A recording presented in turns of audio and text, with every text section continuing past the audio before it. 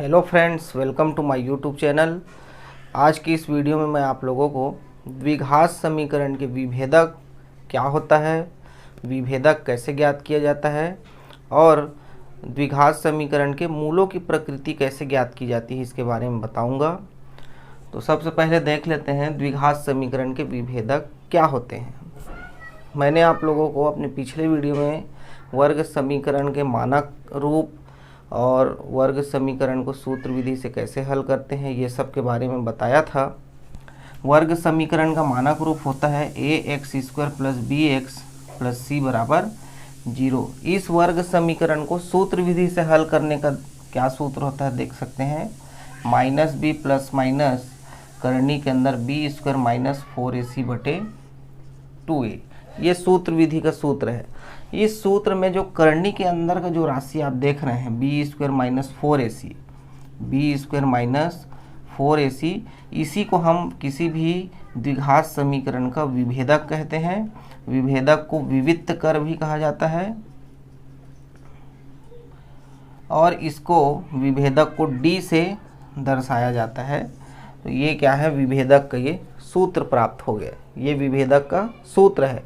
इसी सूत्र में मान रख के आप किसी भी द्विघात समीकरण का विभेदक निकाल सकते हैं। इसको विभेदक इसलिए भी कहा जाता है, विभेदक का मतलब होता है विभेद करना, मतलब यह जो है किसी भी द्विघात समीकरण के मूलों में अंतर करता है, इसलिए इसको b² माइनस 4ac को द्विघात समीकरण का विभेदक कहा जाता है। ये वर्ग समीकरण के मूलों में किस प्रकार विभेद करता है उससे संबंधित कुछ प्रतिबंध है, उसको मैं आप लोगों को बता रहा हूँ जिससे और ये स्पष्ट क्लियर हो जाएगा। तो आइए देखते हैं कि इसमें क्या क्या प्रतिबंध होते हैं। पहला प्रतिबंध होता है यदि ये d का मान, अगर d का जो मान है d बराबर b² माइनस 4ac, इसका मान 0 से बड़ा हो, अगर 0 से बड़ा आ जाए, कोई धनात्मक संख्या प्राप्त हो जाए, तब समीकरण द्विघात समीकरण के मूल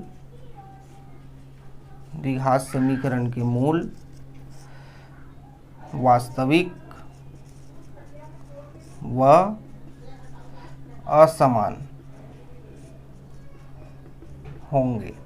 ये फर्स्ट प्रतिबंध है। यदि d का मान 0 से बड़ा हो जाए या कोई धनात्मक संख्या प्राप्त हो तो समीकरण के मूल वास्तविक व असमान होंगे। सेकंड इसमें प्रतिबंध है यदि d बराबर b² माइनस 4ac छोटा है 0 से छोटा हो जाए या कोई ऋणात्मक संख्या प्राप्त हो जाए, ऋणात्मक मान प्राप्त हो, तब समीकरण के मूल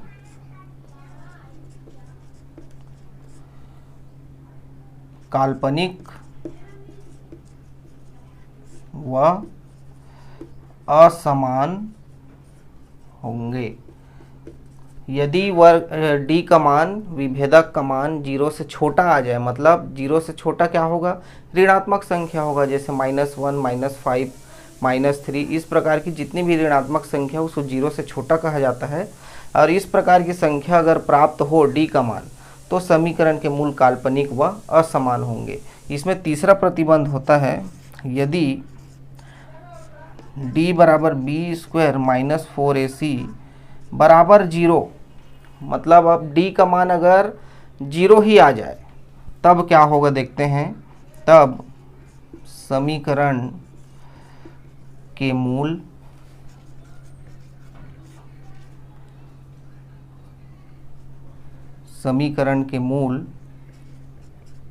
वास्तविक व समान होंगे। ये प्रतिबंध है तीसरा। अगर d का मान 0 के बराबर आ जाए तो किसी भी वर्ग समीकरण या द्विघात समीकरण के मूल वास्तविक व समान होंगे। तो ये तीन प्रतिबंध होते हैं किसी भी विभेदक के लिए, और इन तीनों प्रतिबंधों से की सहायता से हम किसी भी द्विघात समीकरण के मूलों की प्रकृति ज्ञात कर सकते हैं। मूलों की प्रकृति के बारे में आपके पाठ्य पुस्तक में प्रश्न दिए गए हैं, निम्नलिखित वर्ग समीकरण के मूलों की प्रकृति ज्ञात कीजिए। तो डी का मान निकाल के ये तीनों प्रतिबंधों में हम चेक करते हैं और किसी भी द्विघात समीकरण के मूलों की प्रकृति ज्ञात करते हैं। तो इसके बाद मैं आप लोगों को बता रहा हूँ कि वर्ग समीकरण का विभेदक जो है कैसे ज्ञात किया जाता है। यहाँ पर मैं एक प्रश्न ले लिया हूँ, प्रश्नावली 4 का प्रश्न पहले का पहला है, निम्नलिखित वर्ग समीकरण के विभेदक ज्ञात करना है। तो विभेदक इसका देख लेते हैं कैसे ज्ञात होगा। सबसे पहले हम क्या करेंगे, यहाँ पर ए बी सी का मान निकालेंगे। जैसे कि सूत्र विधि में ए बी सी का मान निकालते थे, उसी तरीके से मानक वर्ग समीकरण A X square plus B X plus C बराबर 0 से तुलना करने तुलना करेंगे तो यहाँ पर हम देख सकते हैं कि जैसे एक्स स्क्वायर का गुणांक ए है, तो यहाँ पर एक्स स्क्वायर के साथ कोई संख्या नहीं है गुणांक में, मतलब ए का मान 1 माना जाएगा। एक्स का गुणांक बी है, तो यहाँ एक्स के साथ क्या है -4 है, तो बी का मान -4 हो जाएगा। और सी मतलब अचर पद है, सी का मान यहाँ 2। तो इस प्रकार ए बी सी का मान निकाल लिए। अब विभेदक का सूत्र उपयोग कर देंगे। सूत्र होता है विभेदक डी बराबर बी स्क्वायर माइनस 4ac। अब इस सूत्र में ये दिए गए मान को रख देते हैं। बी स्क्वायर मतलब -4 का स्क्वायर हो जाएगा, ब्रैकेट में लिखेंगे -4 इंटू ए के जगह 1 और बी के जगह 2। तो ऋण 4 का वर्ग हो जाएगा, 4 चौक 16, माइनस माइनस प्लस हो जाएगा, -4 एकम 4 दूनी 8। तो 16 में 8 घट के आ गया, हमको 8 मिल गया। तो ये 8 क्या है, इस वर्ग समीकरण का विभेदक ज्ञात हो गया। तो इस प्रकार से किसी भी वर्ग समीकरण का विभेदक निकाल सकते हैं। पुस्तक में बहुत सारे प्रश्न दिए हैं, आप बना के उसको देख सकते हैं, प्रैक्टिस करिए। तो वर्ग समीकरण के विभेदक ज्ञात करने के बाद हम आगे देखते हैं वर्ग समीकरण के मूलों की प्रकृति कैसे ज्ञात करेंगे। तो मूलों की प्रकृति ज्ञात करने के लिए विभेदक से संबंधित जो 3 ठो प्रतिबंध आप लोगों को बताया था, वो तीनों प्रतिबंध आप लोगों को याद होना चाहिए। उन्हीं तीनों प्रतिबंधों का प्रयोग करके हम द्विघात समीकरण के मूलों की प्रकृति ज्ञात करेंगे। तो यहाँ पर जैसे प्रश्न दूसरे का दूसरा प्रश्न मैं बता रहा हूँ, वर्ग समीकरण के मूलों की प्रकृति ज्ञात करना है। यहाँ पर समीकरण है 2x square plus 2x plus 2 equal to 0। तो यहाँ सबसे पहले हम क्या करेंगे, विभेदक ज्ञात करेंगे। और विभेदक का मान क्या प्राप्त होता है, 0 से बड़ा आ रहा है कि 0 से छोटा आ रहा है कि 0 आ रहा है, उस हिसाब से हम इस वर्ग समीकरण के मूलों की प्रकृति का निर्धारण करेंगे। तो देखते हैं इसका विभेदक क्या होता है। सबसे पहले तो ए बी सी का मान निकालेंगे। मानक वर्ग समीकरण A X square plus B X plus C बराबर 0 से तुलना करने पर तुलना करेंगे। तो यहाँ पर देख रहे हैं कि a के जगह 2 है, मतलब a का मान 2 और b का भी मान 2 है यहाँ, और c का भी कितना है 2। तो a b c तीनों का मान यहाँ पर 2 है। a b c तीनों का मान यहाँ पर 2 है। और विभेदक का सूत्र लगा देंगे। विभेदक d बराबर B square minus 4ac। b का मान, सभी का मान रख देंगे। b का मान है 2 का वर्ग ऋण 4, a के जगह 2, c के जगह 2। 2 का वर्ग 4 हो जाएगा, ऋण 4 दूनी 8 दूनी 16 आ गया। 4 में से 16 घटा देंगे तो ये घटेगा तो कितना आ जाएगा, ऋण 12। तो ये क्या देख रहे हैं, ये ऋणात्मक मान प्राप्त हो गया।